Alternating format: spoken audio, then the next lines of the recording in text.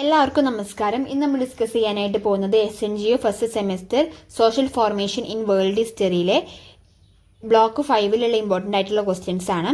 Channel subscribe ചെയ്യാതെയാണ് കാണുന്നതെങ്കിൽ എല്ലാവരും ഒന്ന് സബ്സ്ക്രൈബ് ചെയ്യുക. അതേപോലെ തന്നെ വീഡിയോ ഇഷ്ടമാണെന്നെങ്കിൽ ലൈക്ക്, ഷെയർ, കമൻ്റ് ഒക്കെ ചെയ്യുക. അപ്പോൾ നമുക്ക് നേരെ വീഡിയോയിലോട്ട് പോകാം. ഫസ്റ്റ് ഡിസ്കസ് ചെയ്യുന്നത് യൂണിറ്റ് 1-ലെ ഇമ്പോർട്ടൻ്റ് ആയിട്ടുള്ള ക്വസ്റ്റ്യൻസ് ആണ്. ഫസ്റ്റ് ക്വസ്റ്റ്യൻ ആണ്, സോഷ്യലിസം എന്നാൽ എന്ത്? വാട്ട് ഈസ് സോഷ്യലിസം എന്നുള്ളതാണ് ക്വസ്റ്റ്യൻ. സോഷ്യലിസം എന്നത് സമ്പത്തും വിഭവങ്ങളും സമൂഹത്തിനോ സർക്കാരിനോ സ്വന്തമായിരിക്കണം എന്നും എല്ലാവർക്കും സമമായി ഉപയോഗിക്കപ്പെടണം എന്നും പറയുന്ന ഒരു ആശയമാണ്. സോഷ്യലിസം എന്നത് സമ്പത്തും വിഭവങ്ങളും സമൂഹത്തിനോ സർക്കാരിനോ സ്വന്തമായിരിക്കണം എന്നും എല്ലാവർക്കും സമമായി ഉപയോഗിക്കപ്പെടണം എന്നും പറയുന്ന ഒരു ആശയമാണ്. വാട്ട് ഈസ് സോഷ്യലിസം എന്നുള്ള ക്വസ്റ്റ്യൻ വരികയാണെങ്കിൽ ഇതാണ് എഴുതേണ്ടത്. അടുത്ത ക്വസ്റ്റ്യൻ ആണ്, റൈറ്റ് നോട്ട് അബൌട്ട് കാൾമാക്സ്. കാൾമാക്സിനെ കുറിച്ചൊരു കുറിപ്പ് തയ്യാറാക്കുക എന്നുള്ളതാണ് ക്വസ്റ്റ്യന്. കാൾമാക്സ് സോഷ്യലിസത്തിന്റെയും കമ്മ്യൂണിസത്തിന്റെയും പ്രധാന സിദ്ധാന്തങ്ങൾ രൂപപ്പെടുത്തിയ വ്യക്തിയാണ് അദ്ദേഹം. സമൂഹത്തിലെ വർഗഭേദവും തൊഴിലാളികളുടെ ചൂഷണവും അദ്ദേഹം ശക്തമായി വിമർശിച്ചു. മാർക്സ് ചരിത്രം വസ്തുവാദം എന്ന ആശയം അവതരിപ്പിച്ചു. സാമ്പത്തിക ഘടകങ്ങളാണ് സമൂഹത്തിന്റെ വികസനത്തെ നിർണ്ണയിക്കുന്നതെന്ന് അദ്ദേഹം വിശ്വസിച്ചു.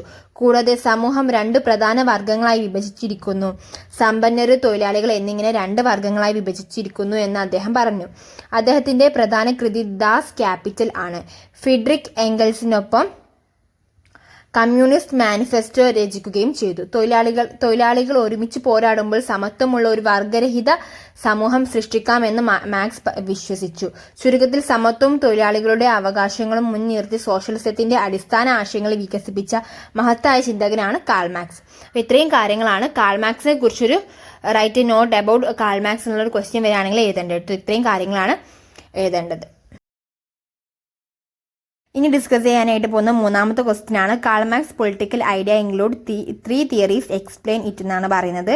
അതായത് കാൾമാക്സിന്റെ രാഷ്ട്രീയ ആശയങ്ങളിൽ 3 പ്രധാന സിദ്ധാന്തങ്ങൾ വിശദീകരിക്കുക എന്നുള്ളതാണ് ക്വസ്റ്റ്യൻ. 3 സിദ്ധാന്തങ്ങളാണ്: ചരിത്ര വസ്തുവാദം, വർഗസമരം, അധിക മൂല്യ സിദ്ധാന്തം. ഈ 3 സിദ്ധാന്തങ്ങളാണ് കാൾമാക്സിന്റെ രാഷ്ട്രീയ ആശയങ്ങളിലുള്ള സിദ്ധാന്തം.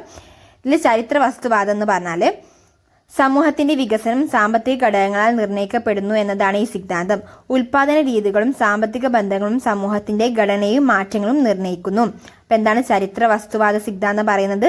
സമൂഹത്തിന്റെ വികസനം സാമ്പത്തിക ഘടകങ്ങളാൽ നിർണ്ണയിക്കപ്പെടുന്നു എന്നതാണ് ഈ സിദ്ധാന്തം. ഉൽപാദന രീതികളും സാമ്പത്തിക ബന്ധങ്ങളും സമൂഹത്തിന്റെ ഘടനയും മാറ്റങ്ങളും നിർണ്ണയിക്കുന്നു. അടുത്തതാണ് വർഗസമര സിദ്ധാന്തം. അത് പറയുന്നത് എന്താണെന്ന് വെച്ചാൽ സമൂഹം 2 പ്രധാന വർഗങ്ങളായി വിഭജിച്ചിരിക്കുന്നു. സമ്പന്നർ, തൊഴിലാളി എന്നിങ്ങനെ 2 വർഗങ്ങളായിട്ടാണ് സമൂഹം വിഭജിച്ചിരിക്കുന്നത്.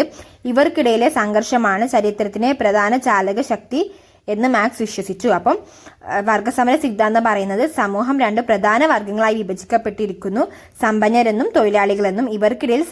ഇവർക്കിടയിലെ സംഘർഷമാണ് ചരിത്രത്തിന്റെ പ്രധാന ചാലക ശക്തി എന്നാണ് മാർക്സ് വിശ്വസിച്ചത്. അടുത്തതാണ് അധികമൂല്യ സിദ്ധാന്തം. തൊഴിലാളികൾ സൃഷ്ടിക്കുന്ന മൂല്യത്തിൽ നിന്നും ഒരു ഭാഗം മാത്രമാണ് അവർക്ക് വേതനമായി ലഭിക്കുന്നത്. ശേഷിക്കുന്ന ഭാഗം മൂലധനശാലികൾ സ്വന്തമാക്കുന്നു. ഇതാണ് തൊഴിലാളികളുടെ ചൂഷണത്തിന് കാരണമെന്ന് കാൾ മാർക്സ് പറഞ്ഞു. അപ്പോൾ ഇത്രയും കാര്യങ്ങളാണ്. അതായത് അധികമൂല്യ സിദ്ധാന്തം പറയുന്നത് തൊഴിലാളികൾ സൃഷ്ടിക്കുന്ന മൂല്യത്തിൽ നിന്ന് ഒരു ഭാഗം മാത്രമാണ് അവർക്ക് വേതനമായി ലഭിക്കുന്നത്. ശേഷിക്കുന്ന ഭാഗം മൂലധനശാലികൾ സ്വന്തമാക്കുന്നു. ഇതാണ് തൊഴിലാളികളുടെ ചൂഷണത്തിന് കാരണമെന്ന് കാൾ മാർക്സ് പറഞ്ഞു. അപ്പോൾ ഈ 3 സിദ്ധാന്തങ്ങളാണ് കാൾ മാർക്സിന്റെ രാഷ്ട്രീയ ആശയങ്ങളിലെ 3 പ്രധാനപ്പെട്ട സിദ്ധാന്തങ്ങൾ. അടുത്ത ക്വസ്റ്റ്യൻ ആണ്, what is the reason for the rise of second and third international? 2ാം അന്താരാഷ്ട്രവും 3ാം അന്താരാഷ്ട്രവും ഉയർന്നു വരാനുള്ള കാരണങ്ങൾ എഴുതുക എന്നുള്ളതാണ് ക്വസ്റ്റ്യൻ. അപ്പോൾ ഫസ്റ്റ് പറയുന്നത് 2ാം അന്താരാഷ്ട്രത്തിന്റെ ഉദയത്തിനെ കുറിച്ചിട്ടാണ്. വ്യവസായ വിപ്ലവത്തിന് ശേഷം തൊഴിലാളികളുടെ എണ്ണം വർദ്ധിച്ചു. തൊഴിലാളികളുടെ അവകാശങ്ങൾ സംരക്ഷിക്കാനുള്ള ആവശ്യകത ഉയർന്നു. സോഷ്യലിസ്റ്റ് പാർട്ടികൾ വിവിധ രാജ്യങ്ങളിൽ രൂപം കൊണ്ടു. ഈ പാർട്ടികളെ ഏകോപിപ്പിച്ച് തൊഴിലാളി പ്രസ്ഥാനത്തെ ശക്തിപ്പെടുത്താൻ ഒരു അന്താരാഷ്ട്ര സംഘടന ആവശ്യമായി. അപ്പോൾ 2ാം അന്താരാഷ്ട്രത്തിന് ഉദയത്തിന് കാരണം വ്യവസായ വിപ്ലവത്തിന്റെ ശേഷം തൊഴിലാളികളുടെ എണ്ണം വർദ്ധിച്ചു. തൊഴിലാളികളുടെ അവകാശങ്ങൾ സംരക്ഷിക്കാനുള്ള ആവശ്യകത ഉയർന്നു. സോഷ്യലിസ്റ്റ് പാർട്ടികൾ വിവിധ രാജ്യങ്ങളിൽ രൂപം കൊണ്ടു. ഈ പാർട്ടികൾ ഏകോപിപ്പിച്ച് തൊഴിലാളി പ്രസ്ഥാനത്തെ ശക്തിപ്പെടുത്താൻ ഒരു അന്താരാഷ്ട്ര സംഘടന ആവശ്യമായി. ഇനി പറയുന്നത് മൂന്നാം അന്താരാഷ്ട്രത്തിന്റെ ഉദയത്തിനുള്ള കാരണങ്ങളാണ്. ഒന്നാം ലോക മഹായുദ്ധത്തിന്റെ പരാജയങ്ങൾക്കും നാശനഷ്ടങ്ങൾക്കും ശേഷം തൊഴിലാളികളിൽ അസന്തോഷം വർദ്ധിച്ചു. 1917 റഷ്യൻ വിപ്ലവത്തിന്റെ സ്വാധീനം. രണ്ടാം അന്താരാഷ്ട്രം തൊഴിലാളികളുടെ പ്രശ്നങ്ങൾ പരിഹരിക്കാൻ പര്യാപ്തമല്ല എന്ന വിമർശനം. കമ്മ്യൂണിസ്റ്റ് ആശയങ്ങൾ ലോകമെമ്പാടും വ്യാപിക്കാനുള്ള ആവശ്യകത. അപ്പം ഇത്രയും കാര്യങ്ങളാണ് മൂന്നാം അന്താരാഷ്ട്രത്തിന്റെ ഉദയത്തിനുള്ള കാരണങ്ങൾ. അപ്പോൾ ഒന്നും കൂടെ പറയാം. ഒന്നാം ലോക മഹായുദ്ധത്തിന്റെ പരാജയങ്ങൾക്കും നാശനഷ്ടങ്ങൾക്കും ശേഷം തൊഴിലാളികൾ അസന്തോഷം വർദ്ധിച്ചു. 1917 റഷ്യൻ വിപ്ലവത്തിന്റെ സ്വാധീനം. രണ്ടാം അന്താരാഷ്ട്രം തൊഴിലാളികളുടെ പ്രശ്നങ്ങൾ പരിഹരിക്കാൻ പര്യാപ്തമല്ല എന്ന വിമർശനം. കമ്മ്യൂണിസ്റ്റ് ആശയങ്ങൾ ലോകമെമ്പാടും വ്യാപിക്കാനുള്ള ആവശ്യകത. അപ്പോൾ ഇതാണ് what is the reason for the rise of second and third international എന്നുള്ള ക്വസ്റ്റ്യൻ വരികയാണെങ്കിൽ എഴുതേണ്ടത്. ഇനി ഈ ചാപ്റ്ററിൽ ഈ 2 ക്വസ്റ്റ്യൻസ് ആണ് ഇമ്പോർട്ടൻ്റ് ആയിട്ടുള്ളത്. Discuss the socialism in Germany and Russia. അപ്പോൾ ജർമ്മനിയിലെയും റഷ്യയിലെയും സോഷ്യലിസം വിശദീകരിക്കുക എന്നുള്ളതാണ് ക്വസ്റ്റ്യൻ. അപ്പോൾ ഫസ്റ്റ് പറയാനായിട്ട് പോകുന്നത് ജർമ്മനിയിലെ സോഷ്യലിസത്തെ കുറിച്ചാണ്. ജർമ്മനിയിൽ സോഷ്യലിസം പ്രധാനമായും ജനാധിപത്യ മാർഗത്തിലൂടെ വികസിച്ചു. വ്യവസായവൽക്കരണത്തോടൊപ്പം തൊഴിലാളി വർഗം വളർന്നു. അവരുടെ ആവശ്യങ്ങൾക്കായി പ്രസ്ഥാനങ്ങളും ശക്തമായി. സോഷ്യൽ ഡെമോക്രാറ്റിക് പാർട്ടി SPD പോലുള്ള സംഘടനകൾ തൊഴിലാളികളുടെ ക്ഷേമം, വോട്ടവകാശം, വേതന വർധന എന്നിവയ്ക്കായി പ്രവർത്തിച്ചു. ജർമ്മനിയിൽ സോഷ്യലിസം വിപ്ലവം വഴി അല്ല, മറിച്ച് തിരഞ്ഞെടുപ്പുകളും നിയമപരമായ പരിഷ്കാരങ്ങളും വഴി മുന്നേറിയതാണ്. അതിനാൽ ഇത് ജനാധിപത്യ സോഷ്യലിസം എന്ന രീതിയിൽ വികസിച്ചു. ഇത്രയും കാര്യങ്ങളാണ് ജർമ്മനിയിലെ സോഷ്യലിസം. അപ്പോൾ ഒന്നും കൂടെ പറയാണ്. ജർമ്മനിയിൽ സോഷ്യലിസം പ്രധാനമായും ജനാധിപത്യ മാർഗത്തിലൂടെ വികസിച്ചു. വ്യവസായവൽക്കരണത്തോടൊപ്പം തൊഴിൽ വർഗം വളർന്നു. അവരുടെ ആവശ്യങ്ങൾക്കായി പ്രസ്ഥാനങ്ങളും ശക്തമായി. സോഷ്യൽ ഡെമോക്രാറ്റിക് പാർട്ടി പോലുള്ള സംഘടനകൾ തൊഴിലാളികളുടെ ക്ഷേമം, വോട്ടവകാശം, വേതന വർധന എന്നിവയ്ക്കായി പ്രവർത്തിച്ചു. ജർമ്മനിയിൽ സോഷ്യലിസം വിപ്ലവം വഴിയല്ല, മറിച്ച് തിരഞ്ഞെടുപ്പുകളും നിയമപരമായ പരിഷ്കാരങ്ങളുമായി മുന്നേറിയതാണ്. അതിനാൽ ഇത് ജനാധിപത്യ സോഷ്യലിസം എന്ന രീതിയിൽ വികസിച്ചു. ഇനി പറയാനായിട്ട് പോകുന്നത് റഷ്യയിലെ സോഷ്യലിസമാണ്. റഷ്യയിൽ സോഷ്യലിസം വിപ്ലവകരമായ രീതിയിൽ രൂപപ്പെട്ടു. സാർ ഭരണത്തിന്റെ അടിച്ചമർത്തലും ദാരിദ്ര്യവും തൊഴിലാളികളുടെയും കർഷകരുടെയും അസന്തോഷവും വലിയ തോതിൽ വർദ്ധിച്ചു. 1917 റഷ്യൻ വിപ്ലവം വഴി ലെനിൻ നേതൃത്വത്തിലുള്ള ബോൾഷെവിക് പാർട്ടി അധികാരത്തിലെത്തി. സ്വകാര്യ ഉടമസ്ഥത ഇല്ലാതാക്കി. ഉൽപാദന ഉപാധികൾ സർക്കാരിന്റെ നിയന്ത്രണത്തിലാക്കി. റഷ്യയിലെ സോഷ്യലിസം അധികാര കേന്ദ്രീകൃതവും വിപ്ലവാധിഷ്ഠിതവുമായ രൂപത്തിലാണ് വികസിച്ചത്. അപ്പൊ ഇതാണ് റഷ്യയിലെ സോഷ്യലിസം. അവ ഞാൻ ഒന്നും കൂടെ പറയാണ്. റഷ്യയിലെ സോഷ്യലിസം വിപ്ലവകരമായ രീതിയിൽ രൂപപ്പെട്ടു. സാർ ഭരണത്തിന്റെ അടിച്ചമർത്തലും ദാരിദ്ര്യവും തൊഴിലാളികളുടെയും കർഷകരുടെയും അസന്തോഷവും വലിയ തോതിൽ വർദ്ധിച്ചു. 1917 റഷ്യൻ വിപ്ലവം വഴി ലെനിൻ നേതൃത്വത്തിലുള്ള ബോൾഷെവിക് പാർട്ടി അധികാരത്തിലെത്തി. സ്വകാര്യ ഉടമസ്ഥത ഇല്ലാതാക്കി. ഉൽപാദന ഉപാധികളും സർക്കാരിന്റെ നിയന്ത്രണത്തിലാക്കി. റഷ്യയിലെ സോഷ്യലിസം അധികാര കേന്ദ്രീകൃതവും വിപ്ലവാധിഷ്ഠിതവുമായ രൂപത്തിലാണ് വികസിച്ചത്. ഇത്രയും കാര്യങ്ങളാണ് റഷ്യയിലെ സോഷ്യലിസം. ഇനി അടുത്തത് പറയാനായിട്ട് പോകുന്നത് അടുത്ത ക്വസ്റ്റ്യൻ ആണ് explain civil war in China. ചൈനയിലെ ആഭ്യന്തര യുദ്ധം വിശദീകരിക്കുക എന്നുള്ളതാണ് ക്വസ്റ്റ്യൻ. ചൈനയിലെ ആഭ്യന്തര യുദ്ധം പ്രധാനമായി 2 ശക്തികൾക്കിടയിലായിരുന്നു, കുവോമിന്തക്കും കമ്മ്യൂണിസ്റ്റ് പാർട്ടി ഓഫ് ചൈനയും. ഈ യുദ്ധം 1927 ആരംഭിച്ചു. ചിയാങ് കായ് ഷെക് നയിച്ച കുവോമിന്തക് പാർട്ടിയും മോവോ സാങ്തുങ് നയിച്ച കമ്മ്യൂണിസ്റ്റ് പാർട്ടിയും തമ്മിൽ അധികാരത്തിനായുള്ള പോരാട്ടമാണ് ഇതിന് കാരണം. ആദ്യം ഇവർ ഒന്നിച്ച് പ്രവർത്തിച്ചെങ്കിലും പിന്നീട് അഭിപ്രായ വ്യത്യാസങ്ങൾ മൂലം വേർപിരിഞ്ഞു. 1937 ജപ്പാൻ ചൈനയെ ആക്രമിച്ചതിനെ തുടർന്ന് ഈ യുദ്ധം താൽക്കാലികമായി നിർത്തിവെച്ചു. പക്ഷേ രണ്ടാം ലോക മഹായുദ്ധം കഴിഞ്ഞ ശേഷം 1945 യുദ്ധം വീണ്ടും ആരംഭിച്ചു. 1949 കമ്മ്യൂണിസ്റ്റ് പാർട്ടി വിജയം നേടി മാവോ സേതുങ് ചൈനയിൽ കമ്മ്യൂണിസ്റ്റ് ഭരണകൂടം സ്ഥാപിച്ചു. കുവോമിന്തക് നേതാവ് ചിയാങ് കായ് ഷെക് തായ്വാനിലേക്ക് പിന്മാറി. അപ്പൊ ഇത്രയും കാര്യങ്ങളാണ് ചൈനയിലെ ആഭ്യന്തര യുദ്ധം, അതായത് സിവിൽ വാർ ഇൻ ചൈന ചോദിക്കുകയാണെങ്കിൽ എഴുതേണ്ടത്. അപ്പൊ ഞാൻ ഒന്നും കൂടെ പറയാണ്. ചൈനയിലെ ആഭ്യന്തര യുദ്ധം പ്രധാനമായും 2 ശക്തികൾക്കിടയിലായിരുന്നു, കുവോമിന്തക്കും അതേപോലെ തന്നെ കമ്മ്യൂണിസ്റ്റ് പാർട്ടി ഓഫ് ചൈനയും. ഈ യുദ്ധം 1927 ആരംഭിച്ചു. ചിയാങ് കായ് ഷെക് നയിച്ച കുവോമിന്തക് പാർട്ടിയും മാവോ സേതുങ് നയിച്ച കമ്മ്യൂണിസ്റ്റ് പാർട്ടിയും തമ്മിൽ അധികാരത്തിനായുള്ള പോരാട്ടമാണ് ഇതിന്റെ കാരണം. ആദ്യം ഇവർ ഒന്നിച്ച് പ്രവർത്തിച്ചെങ്കിലും പിന്നീട് അഭിപ്രായ വ്യത്യാസങ്ങൾ മൂലം വേർപിരിഞ്ഞു. 1937 ജപ്പാൻ ചൈനയെ ആക്രമിച്ചതിനെ തുടർന്ന് ഈ യുദ്ധം താൽക്കാലികമായി നിർത്തിവെച്ചു. പക്ഷേ രണ്ടാം ലോക മഹായുദ്ധം കഴിഞ്ഞ ശേഷം 1945 യുദ്ധം വീണ്ടും ആരംഭിച്ചു. 1949 കമ്മ്യൂണിസ്റ്റ് പാർട്ടി വിജയം നേടി. മാവോ സെതുങ് ചൈനയിൽ കമ്മ്യൂണിസ്റ്റ് ഭരണകൂടം സ്ഥാപിച്ചു. കുവോമിന്തക് നേതാവ് ചിയാങ് കൈ ഷെക് തായ്വാനിലേക്ക് പിന്മാറി. അപ്പം ഇത്രയും കാര്യങ്ങളാണ് ഈ ഒരു ക്വസ്റ്റ്യൻ, അതായത് explain civil war in China ചോദിക്കുകയാണെങ്കിൽ എഴുതേണ്ടത്. ഡിസ്കസ് ചെയ്യാനായിട്ട് പോകുന്നത് യൂണിറ്റ് 2-ലുള്ള ഇമ്പോർട്ടൻ്റ് ആയിട്ടുള്ള ക്വസ്റ്റ്യൻസ് ആണ് കേട്ടോ. അപ്പോൾ ഫസ്റ്റ് ക്വസ്റ്റ്യൻ ആണ് എക്സ്പ്ലെയിൻ റഷ്യൻ സിവിൽ വാർ. റഷ്യൻ ആഭ്യന്തര യുദ്ധം വിശദീകരിക്കുക എന്നുള്ളതാണ് ക്വസ്റ്റ്യൻ. റഷ്യൻ ആഭ്യന്തര യുദ്ധം 1917 റഷ്യൻ വിപ്ലവത്തിന് ശേഷം ആരംഭിച്ച ഒരു വലിയ സംഘർഷമായിരുന്നു. പ്രധാനമായും രണ്ട് ശക്തികൾ തമ്മിലായിരുന്നു ഈ യുദ്ധം. റെഡ് ആർമിയും അതേപോലെ തന്നെ വൈറ്റ് ആർമിയും. റെഡ് ആർമിയും വൈറ്റ് ആർമിയും തമ്മിലായിരുന്നു റഷ്യൻ ആഭ്യന്തര യുദ്ധം നടന്നത്. റെഡ് ആർമി ലെനിൻ നേതൃത്വം നൽകിയ ബോൾഷെവിക് കമ്മ്യൂണിസ്റ്റുകളും വൈറ്റ് ആർമി രാജഭക്തരും ലിബറൽ വിഭാഗങ്ങളും മറ്റു വിരുദ്ധ ശക്തികളും ഉള്ളതാണ് വൈറ്റ് ആർമി. ഈ യുദ്ധം 1918 മുതൽ 1921 വരെ നീണ്ടുനിന്നു.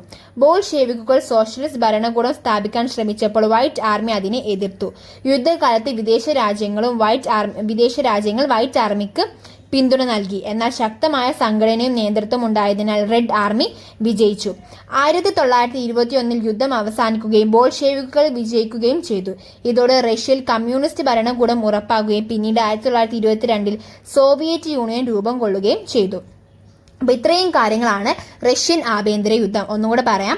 റഷ്യൻ ആഭ്യന്തര യുദ്ധം 1917 റഷ്യൻ വിപ്ലവത്തിന് ശേഷം ആരംഭിച്ച ഒരു വലിയ സംഘർഷമായിരുന്നു. പ്രധാനമായും രണ്ട് ശക്തികൾ തമ്മിലായിരുന്നു ഈ യുദ്ധം, റെഡ് ആർമിയും വൈറ്റ് ആർമിയും. റെഡ് ആർമിയിൽ ആരൊക്കെയാണ്? ലെനിൻ നേതൃത്വം നൽകിയ ബോൾഷെവിക് കമ്മ്യൂണിസ്റ്റുകളായിരുന്നു റെഡ് ആർമിയിൽ ഉണ്ടായിരുന്നത്. വൈറ്റ് ആർമിയിൽ രാജഭക്തരും ലിബറൽ വിഭാഗങ്ങളും മറ്റു വിരുദ്ധ ശക്തികളുമാണ് വൈറ്റ് ആർമിയിൽ ഉണ്ടായിരുന്നത്. ഈ യുദ്ധം 1918 മുതൽ 1921 വരെ നീണ്ടുനിന്നു. ബോൾഷെവിക്കുകൾ സോഷ്യലിസ്റ്റ് ഭരണകൂടം സ്ഥാപിക്കാൻ ശ്രമിച്ചപ്പോൾ വൈറ്റ് ആർമി അതിനെ എതിർത്തു. യുദ്ധകാലത്ത് വിദേശ രാജ്യങ്ങൾ വൈറ്റ് ആർമിക്ക് പിന്തുണ നൽകി. എന്നാൽ ശക്തമായ സംഘടനയും നേതൃത്വം ഉണ്ടായതിനാൽ റെഡ് ആർമി വിജയിച്ചു. 1921 യുദ്ധം അവസാനിക്കുകയും ബോൾഷെവിക്കുകൾ വിജയിക്കുകയും ചെയ്തു. ഇതോടെ റഷ്യയിൽ കമ്മ്യൂണിസ്റ്റ് ഭരണകൂടം ഉറപ്പാക്കുകയും പിന്നീട് 1922 സോവിയറ്റ് യൂണിയൻ USSR രൂപം കൊള്ളുകയും ചെയ്തു. അപ്പോൾ ഇതാണ് എക്സ്പ്ലെയിൻ റഷ്യൻ സിവിൽ വാർ എന്നുള്ള ക്വസ്റ്റ്യൻ വരാണെങ്കിൽ എഴുതേണ്ടത്. അടുത്ത ക്വസ്റ്റ്യൻ ആണ് what is war communism. War communism എന്നാൽ എന്ത് എന്നുള്ളതാണ് ക്വസ്റ്റ്യൻ. വാർ കമ്മ്യൂണിസം എന്നത് 1918 മുതൽ 1921 വരെ റഷ്യയിൽ ബോൾഷെവിക് സർക്കാർ നടപ്പിലാക്കിയ സാമ്പത്തിക രാഷ്ട്രീയ നയങ്ങളാണ്. അപ്പൊ എന്താണ് വാർ കമ്മ്യൂണിസം എന്ന് ചോദിച്ചാൽ, വാർ കമ്മ്യൂണിസം എന്നത് 1918 മുതൽ 1921 വരെ റഷ്യയിൽ ബോൾഷെവിക് സർക്കാർ നടപ്പിലാക്കിയ സാമ്പത്തിക രാഷ്ട്രീയ നയങ്ങളാണ്. അടുത്ത ക്വസ്റ്റ്യൻ ആണ് ഡിസ്ക്രൈബ് ലെനിൻസ് NEP. NEPന്റെ ഫുൾ എന്താണെന്ന് വെച്ചാൽ ന്യൂ എക്കണോമിക് പോളിസി എന്നുള്ളതാണ്. അപ്പോൾ ലെനിന്റെ ന്യൂ എക്കണോമിക് പോളിസി വിശദീകരിക്കുക എന്നുള്ളതാണ് ക്വസ്റ്റ്യൻ. ലെനിന്റെ ന്യൂ എക്കണോമിക് പോളിസി 1921 അവതരിപ്പിച്ച ഒരു സാമ്പത്തിക നയമാണ്. വാർ കമ്മ്യൂണിസം കാരണം റഷ്യയിൽ ഉണ്ടായ സാമ്പത്തിക തകർച്ചയും ജനങ്ങളുടെ അസന്തോഷവും പരിഹരിക്കാനാണ് ഇത് കൊണ്ടുവന്നത്. ഇതിന് പ്രധാന സവിശേഷതകളാണ്, ഇത് പോയിന്റ്സ് ആയിട്ടാണ് സവിശേഷതകൾ പറയുന്നത്. ചെറിയ സ്വകാര്യ വ്യാപാരങ്ങൾക്കും വ്യവസായങ്ങൾക്കും അനുമതി നൽകി. കർഷകർക്ക് അധിക ഉൽപ്പന്നങ്ങൾ വിപണിയിൽ വിറ്റയക്കാനുള്ള സ്വാതന്ത്ര്യം നൽകി. വലിയ വ്യവസായങ്ങൾ, ബാങ്കുകൾ, ഗതാഗതം എന്നീ സർക്കാരുകൾ നിയന്ത്രണത്തിൽ തുടർന്നു. വിപണിയുടെ ചില ഘടകങ്ങൾ വീണ്ടും അനുവദിച്ചു. അപ്പോൾ ഇതാണ് ഇതിന്റെ പ്രധാന സവിശേഷതകൾ. ഇതിന്റെ ലക്ഷ്യം എന്തായിരുന്നു? സാമ്പത്തിക വളർച്ച പുനരുജ്ജീവിപ്പിക്കുക, ഭക്ഷ്യോൽപാദനം വർദ്ധിപ്പിക്കുക, ജനങ്ങളുടെ അസന്തോഷം കുറയ്ക്കുക എന്നുള്ളതായിരുന്നു ഇതിന്റെ ലക്ഷ്യം. അതേപോലെ തന്നെ ഫലം കൃഷിയിലും വ്യവസായത്തിലും ഉൽപാദനം വർദ്ധിച്ചു, സാമ്പത്തിക നില മെച്ചപ്പെട്ടു. അപ്പോൾ ഇതാണ് ലെനിന്റെ ന്യൂ എക്കണോമിക് പോളിസി. ഒന്നുകൂടെ പറയാം, ലെനിന്റെ ന്യൂ എക്കണോമിക് പോളിസി 1921 അവതരിപ്പിച്ച ഒരു സാമ്പത്തിക നയമാണ്. വാർ കമ്മ്യൂണിസം കാരണം റഷ്യയിൽ ഉണ്ടായ സാമ്പത്തിക തകർച്ചയും ജനങ്ങളുടെ അസന്തോഷവും പരിഹരിക്കാനാണ് ഇത് കൊണ്ടുവന്നത്. ഇതിന്റെ പ്രധാന സവിശേഷതകൾ: ചെറിയ സ്വകാര്യ വ്യാപാരങ്ങൾക്കും വ്യവസായങ്ങൾക്കും അനുമതി നൽകി. കർഷകർക്ക് അധിക ഉൽപ്പന്നങ്ങൾ വിപണിയിൽ വിറ്റയക്കാനുള്ള സ്വാതന്ത്ര്യം നൽകി. വലിയ വ്യവസായങ്ങൾക്കും ബാങ്കുകൾക്കും ഗതാഗതം എന്നിവ സർക്കാർ നിയന്ത്രണത്തിൽ തുടർന്നു. വിപണിയുടെ ചില ഘടകങ്ങൾ വീണ്ടും അനുവദിച്ചു. ഇതിന്റെ ലക്ഷ്യം എന്തായിരുന്നു? സാമ്പത്തിക വളർച്ച പുനരുജ്ജീവിപ്പിക്കുക, ഭക്ഷ്യോൽപാദനം വർദ്ധിപ്പിക്കുക, ജനങ്ങളുടെ അസന്തോഷം കുറയ്ക്കുക. ഇതിന്റെ ഫലം കൃഷിയിലും വ്യവസായത്തിലും ഉൽപാദനം വർദ്ധിച്ചു, സാമ്പത്തിക നില മെച്ചപ്പെട്ടു. ഇതാണ് ലെനിന്റെ ന്യൂ എക്കണോമിക് പോളിസി.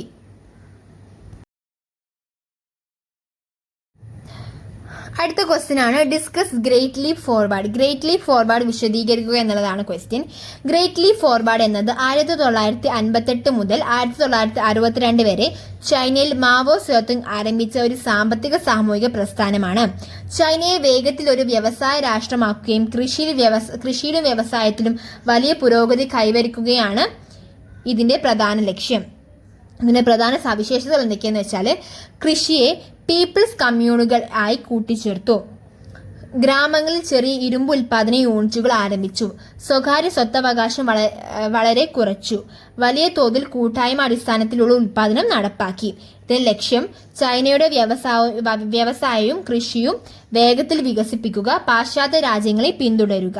ഇതിന്റെ ഫലം എന്തായിരുന്നു വെച്ചാൽ കൃഷി ഉൽപാദനം കുറയുകയും വലിയ ക്ഷാമം ഉണ്ടാവുകയും ചെയ്തു, ലക്ഷക്കണക്കിന് ആളുകൾ മരണപ്പെട്ടു, സാമ്പത്തിക തകർച്ച സംഭവിച്ചു.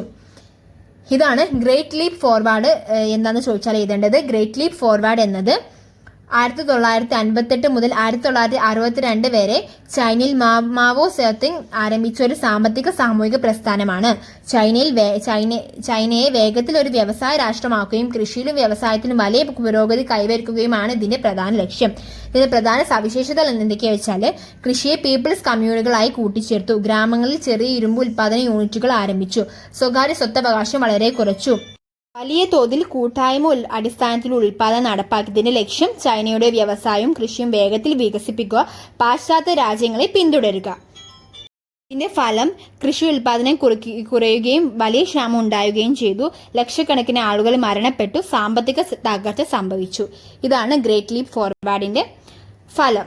അപ്പോൾ ഇതാണ് ഗ്രേറ്റ് ലീപ്പ് ഫോർവേഡ് വിശദീകരിക്കുക എന്നുള്ള ക്വസ്റ്റ്യൻ വരികയാണെങ്കിൽ എഴുതേണ്ടത്. അടുത്ത ക്വസ്റ്റ്യൻ ആണ് what are the features of USSR constitution of 1936. 1936 USSR ഭരണഘടനയുടെ സവിശേഷതകൾ എഴുതുക എന്നുള്ളതാണ് ക്വസ്റ്റ്യൻ. 1936 USSR ഭരണഘടന സോവിയറ്റ് യൂണിയനെ ഒരു സോഷ്യലിസ്റ്റ് രാഷ്ട്രമായി പ്രഖ്യാപിക്കുകയും പൗരന്മാർക്ക് നിരവധി സാമൂഹികാർത്തിക അവകാശങ്ങൾ ഉറപ്പാക്കുകയും ചെയ്തു. 18 വയസ്സിന് മുകളിലുള്ള എല്ലാ പൗരന്മാർക്കും സർവജന വോട്ടവകാശം അനുവദിച്ചു. ജോലി ചെയ്യാനുള്ള അവകാശം, വിദ്യാഭ്യാസം, ആരോഗ്യ സംരക്ഷണം, വിശ്രമം എന്നിവ ഭരണഘടനയിൽ ഉൾപ്പെടുത്തിയിരുന്നു. ഫെഡറൽ ഘടനയിലൂടെ വിവിധ റിപ്പബ്ലിക്കുകൾ ചേർന്ന ഒരു യൂണിയനായി USSR നിലനിന്നു. സുപ്രീം സോവിയറ്റ് എന്ന നിയമനിർമ്മാണ സഭ സ്ഥാപിക്കപ്പെട്ടു. ജാതി, മതം, ലിംഗം എന്നിവയെ അടിസ്ഥാനമാക്കിയുള്ള വിവേചനം ഇല്ലാതാക്കുന്നതിന് പ്രാധാന്യം നൽകി. ഇതോടൊപ്പം കമ്മ്യൂണിസ്റ്റ് പാർട്ടിയുടെ പ്രാബല്യം നിലനിന്നതിനാൽ ഏക പാർട്ടി ഭരണ സംവിധാനം തുടർന്നു. അപ്പൊ ഇതാണ് 1936 USSR ഭരണഘടനയുടെ സവിശേഷതകൾ. അപ്പോൾ ഞാൻ ഒന്നുകൂടെ പറയാണ്.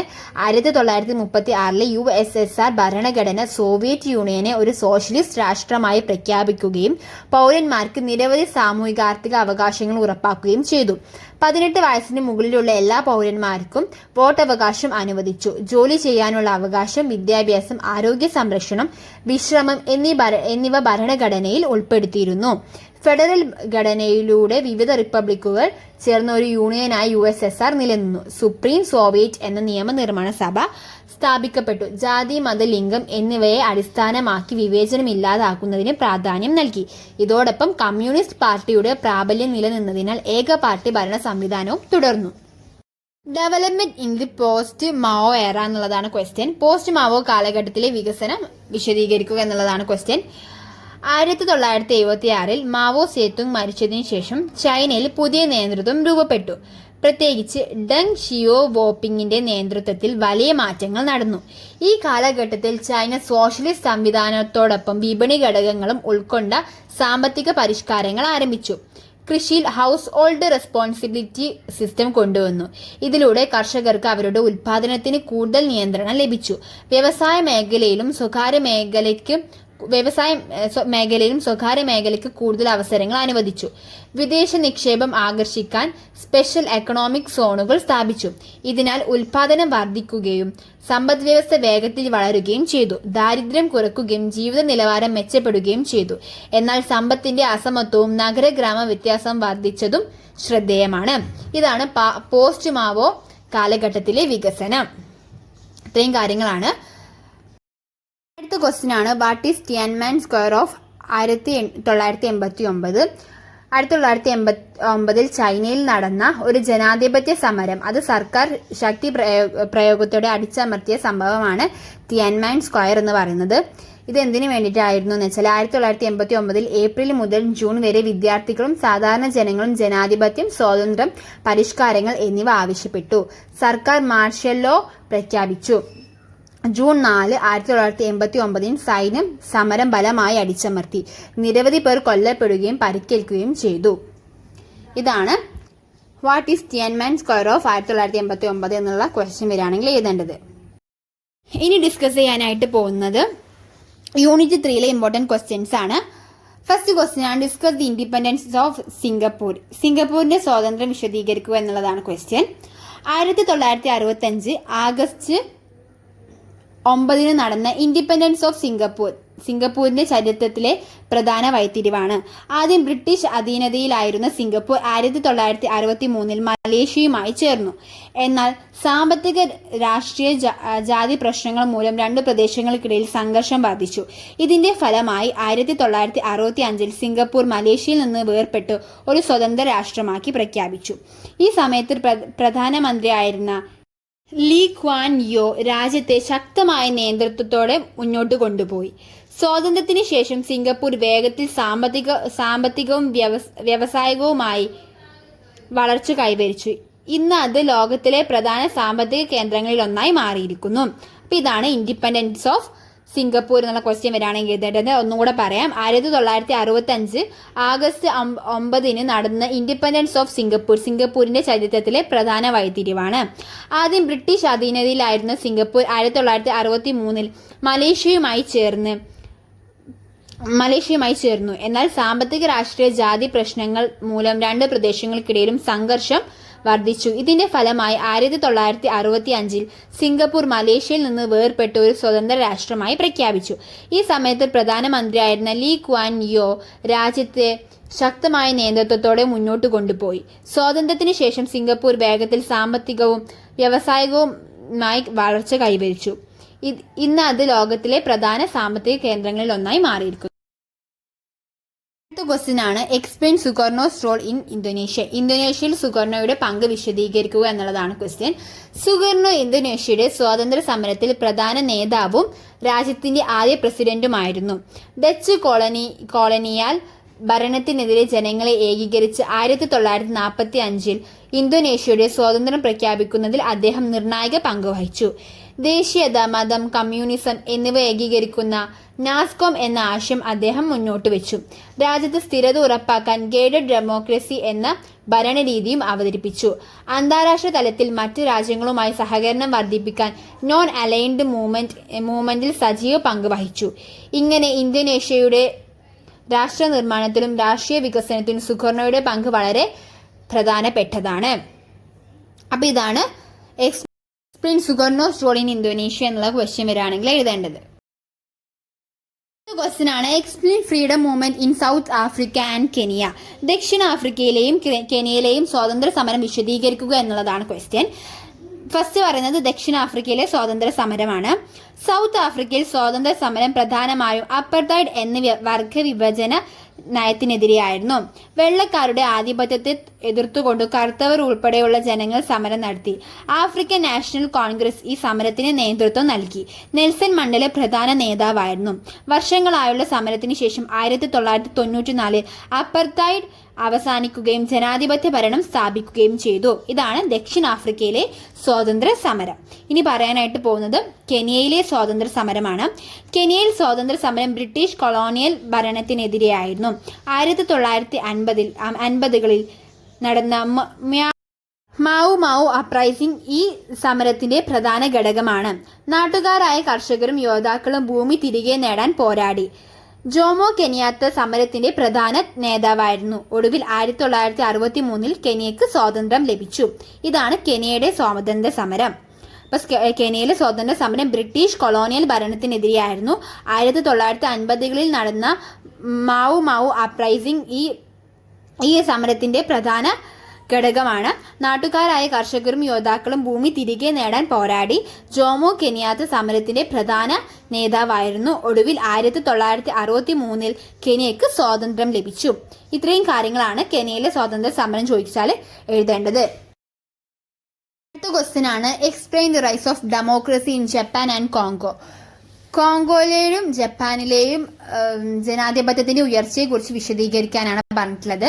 ഫസ്റ്റ് പറയുന്നത് ജപ്പാനിലെ ജനാധിപത്യത്തിന്റെ ഉയർച്ചയെക്കുറിച്ചാണ്. ജപ്പാനിൽ ജനാധിപത്യത്തിന്റെ വളർച്ച പ്രധാനമായും രണ്ടാം ലോക മഹായുദ്ധത്തിന് ശേഷം സംഭവിച്ചു. യുദ്ധത്തിൽ തോറ്റതിനു ശേഷം യുണൈറ്റഡ് സ്റ്റേറ്റ്സിന്റെ നേതൃത്വത്തിൽ ജപ്പാൻ രാഷ്ട്രീയ സാമൂഹിക പരിഷ്കാരങ്ങൾ നടപ്പിലാക്കി. 1947 പുതിയ ഭരണഘടന രൂപീകരിച്ചു. ഇത് ജനാധിപത്യ മൂല്യങ്ങളെ ശക്തിപ്പെടുത്തി. രാജാവിന്റെ അധികാരം കുറച്ചു, ജനങ്ങൾക്ക് വോട്ടവകാശം നൽകി, സ്ത്രീകൾക്കും സമാന അവകാശങ്ങൾ ഉറപ്പാക്കി. ഇങ്ങനെ ജപ്പാൻ ഒരു ശക്തമായ ജനാധിപത്യ രാജ്യമായി മാറി. ഇതാണ് ജപ്പാനിന്റെ ജനാധിപത്യ ഉയർച്ച. ഒന്നുകൂടെ പറയാം.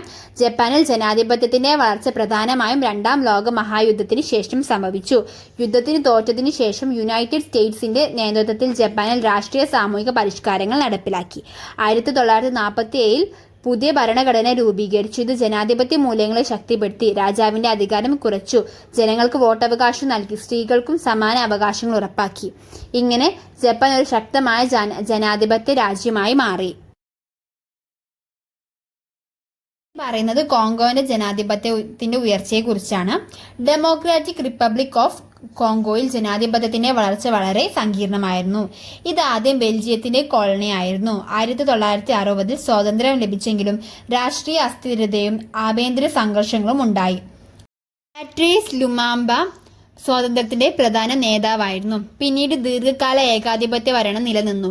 1990കളിൽ ജനാധിപത്യത്തിലേക്കുള്ള മാറ്റങ്ങൾ ആരംഭിച്ചെങ്കിലും സ്ഥിരത കൈവരിക്കാൻ കോങ്കോക്ക് ഏറെ സമയമെടുത്തു. ഇതാണ് കോങ്കോയുടെ ജനാധിപത്യത്തിന്റെ ഉയർച്ച. പറയാനായിട്ട് പോകുന്നത് ലാസ്റ്റ് യൂണിറ്റിലുള്ള ഇമ്പോർട്ടൻ്റ് ആയിട്ടുള്ള ക്വസ്റ്റ്യൻസ് ആണ്. ഫസ്റ്റ് ക്വസ്റ്റ്യൻ ആണ് discuss the difference between industrial and post industrial society. Industrial സൊസൈറ്റിയും പോസ്റ്റ് ഇൻഡസ്ട്രിയൽ സൊസൈറ്റിയും തമ്മിലുള്ള വ്യത്യാസങ്ങൾ എന്തൊക്കെയാണെന്നുള്ളതാണ് ചോദിച്ചിട്ടുള്ളത്. അപ്പോൾ ഫസ്റ്റ് പറയുന്നത് ഇൻഡസ്ട്രിയൽ സൊസൈറ്റിനെ കുറിച്ചിട്ടാണ്. ഇൻഡസ്ട്രിയൽ സൊസൈറ്റി എന്ന് പറഞ്ഞാൽ വ്യവസായ സമൂഹം. വ്യവസായ വിപ്ലവത്തിന് ശേഷം രൂപപ്പെട്ടു. ഫാക്ടറികളും ഉൽപ്പന്നങ്ങളും പ്രധാനമാണ്. തൊഴിലാളികൾ പ്രധാന ശക്തി. കൽക്കരി, ഇരുമ്പ് തുടങ്ങിയ പ്രകൃതി വിഭവങ്ങൾ ആശ്രയിച്ചിരുന്നു. ഉദാഹരണം 19ാം നൂറ്റാണ്ടിന്റെ യൂറോപ്പ്. ഇതാണ് ഇൻഡസ്ട്രിയൽ സൊസൈറ്റി എന്ന് പറയുന്നത്. ഇനി പറയുന്നത് പോസ്റ്റ് ഇൻഡസ്ട്രിയൽ സൊസൈറ്റിയാണ്. വ്യവസായ സമൂഹത്തിന് ശേഷം വന്ന ഘട്ടം. സേവന മേഖല, IT, വിജ്ഞാനം എന്നിവ പ്രധാനമാണ്. സാങ്കേതിക വിദ്യയും വിദ്യാഭ്യാസവും പ്രധാന പങ്ക് വഹിക്കുന്നു.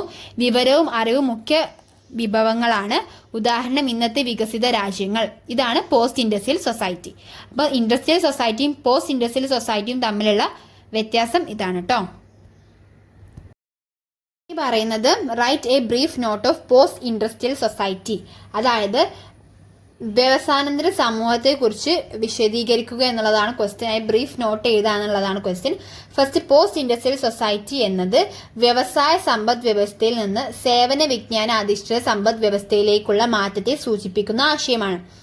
സമൂഹ ശാസ്ത്രജ്ഞനായ ഡാനിയൽ ബെൽ ആണ് ഇത് വികസിപ്പിച്ചത്. ഇതിന്റെ ഉത്ഭവമാണ് പറയുന്നത്. 20ാം നൂറ്റാണ്ടിന്റെ മധ്യത്തോടെ വ്യവസായ സമൂഹത്തിൽ നിന്ന് മാറ്റം ആരംഭിച്ചു. ഡാനിയൽ ബെല്ലിന്റെ the coming of post industrial society എന്ന ഗ്രന്ഥത്തിൽ ഈ ആശയം വിശദീകരിച്ചു. ഇതിന്റെ സവിശേഷതകളാണ് പറയുന്നത്. സേവന മേഖല പ്രധാനമാണ്. വിജ്ഞാനവും വിവരവും പ്രധാന വിഭവങ്ങൾ. സാങ്കേതിക വിദ്യയും ഐടിയും വളർച്ചയുടെ കേന്ദ്രം. ഉയർന്ന വിദ്യാഭ്യാസവും നൈപുണ്യവും ആവശ്യമാണ്. നോളജ് വർക്കേഴ്സ് എന്ന വിഭാഗത്തിന്റെ വളർച്ച. ഇതാണ് ഇതിന്റെ സവിശേഷതകൾ. ഇനി പറയുന്നതിന്റെ പ്രാധാന്യമാണ്, സിഗ്നിഫിക്കൻസ് ആണ് പറയുന്നത്. സാമ്പത്തിക വളർച്ചയ്ക്ക് പുതിയ വഴികൾ തുറന്നു. ജീവിത നിലവാരം മെച്ചപ്പെട്ടു. ആഗോളവൽക്കരണത്തിന് സഹായകമായി. ഇതാണ് ഇതിന്റെ പ്രാധാന്യം. ഇതിന്റെ സ്വാധീനം എന്തൊക്കെയാ വെച്ചാൽ ഡിജിറ്റൽ സമ്പദ് വ്യവസ്ഥയുടെ വളർച്ച, പുതിയ തൊഴിൽ മേഖലകൾ, അതായത് IT സേവനങ്ങൾ, ഇതൊക്കെയാണ് ഇതിന്റെ സ്വാധീനങ്ങൾ. അതേപോലെ തന്നെ നഗരവൽക്കരണവും സാങ്കേതിക ആശ്രയവും വർദ്ധിച്ചു. അപ്പൊ ഇതിന്റെ സ്വാധീനം എന്തൊക്കെയാ വെച്ചാൽ ഡിജിറ്റൽ സമ്പദ് വ്യവസ്ഥയുടെ വളർച്ച, പുതിയ തൊഴിൽ മേഖലകൾ, നഗരവൽക്കരണവും സാങ്കേതിക ആശ്രയവും വർദ്ധിച്ചു. ഇതിന്റെ വിമർശനങ്ങൾ എന്തൊക്കെയാ വെച്ചാൽ സമ്പദ് അസമത്വം വർദ്ധിക്കുന്നു. കുറഞ്ഞ നൈപുണ്യമുള്ള തൊഴിലാളികൾക്ക് അവസരം കുറയുന്നു. സാങ്കേതിക ആശ്രയം സമൂഹത്തിൽ സമ്മതം സൃഷ്ടിക്കുന്നു. സാങ്കേതിക ആശയം സമൂഹത്തിൽ സമ്മതം സൃഷ്ടിക്കുന്നു. ഇതാണ് ഇതിന്റെ വിമർശനങ്ങൾ. ഇത്രയും കാര്യങ്ങളാണ് ബ്ലോക്ക് 5 ഇമ്പോർട്ടൻ്റ് ആയിട്ടുള്ളത്. അപ്പോൾ വീഡിയോ ഇഷ്ടമാണെന്നുണ്ടെങ്കിൽ ലൈക്ക് ചെയ്യുക, ഷെയർ ചെയ്യുക, കമൻറ്റ് ചെയ്യുക. അതേപോലെ തന്നെ സബ്സ്ക്രൈബ് ചെയ്യാണ്ടാണ് വീഡിയോ കാണുന്നതെങ്കിൽ എല്ലാവരും ഒന്ന് സബ്സ്ക്രൈബ് ചെയ്യുക. ഇനി